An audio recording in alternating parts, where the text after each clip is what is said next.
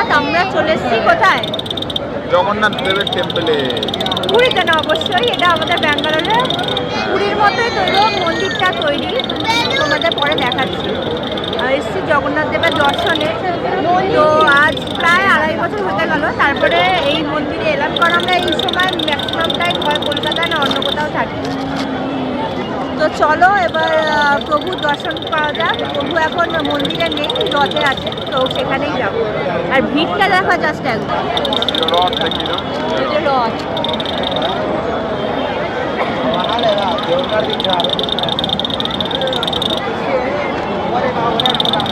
পুরো 1-2 কিলোমিটার জুড়ে মেলা বসেছে, তো প্রচুর ভিড়। তো চলো যাওয়া যাক ভিড় ঠেলে। এই হলো জগন্নাথ দেবের মন্দিরটা, যেটা পুরো পুরীর মন্দিরের মতো তৈরি, আর এটাকে বলা হয় উড়িয়াপাড়া। তো এখানে দেখতেই পাচ্ছ মেলার ভিড়, আর দুপুরের দিকে তো আরও অস্বাভাবিক ভিড় থাকে সেই সময়, মানে বাচ্চা নিয়ে যেহেতু আমরা এসেছি, বাচ্চা নিয়ে আসার উপায় নেই, তো সেই জন্যই আমরা এসেছি একটু সন্ধ্যাবেলায়। কিন্তু মনে ছিল প্রভুকে দর্শনের প্রবল আকাঙ্ক্ষা, তাই এত ভিড় উপেক্ষা করে অবশেষে আমরা প্রভুর দর্শন পেয়ে গেছিলাম। তো জয় জগন্নাথ, তোমার দর্শন পেয়ে রথযাত্রায় এত দূরে থেকেও যে তোমার দর্শন পেয়েছি তাতেই আমার জীবন ধন্য। তো বন্ধুরা, অবশেষে প্রভুর দর্শন পেলাম। এই এত ভিড় ঠেলে দেখো, এই দেখো প্রভু, মানুষ হাত ধর, এই দেখো তোমাদেরও দেখাই, এই দেখো আমাদের প্রভু বিরাজমান রথে। অবশেষে সুদূর এসেও আমরা প্রভুর দর্শন পেলাম। রথের দর্শন হচ্ছে মন্দিরটা পুরো পুরীর আদলে তৈরি মন্দির। তো এতক্ষণ পরে ভিড় ঠেলাঠেলি করে যখন চটকে প্রায় পড়ে যাওয়ার উপক্রম, তারপরে যখন এসে প্রভুর দর্শন পেলাম, সত্যি এই ভিড়টা আর কিছু ভিড় মনে হলো না, তাই তো বাবা? বলো জয় জগন্নাথ, জয় জগন্নাথ।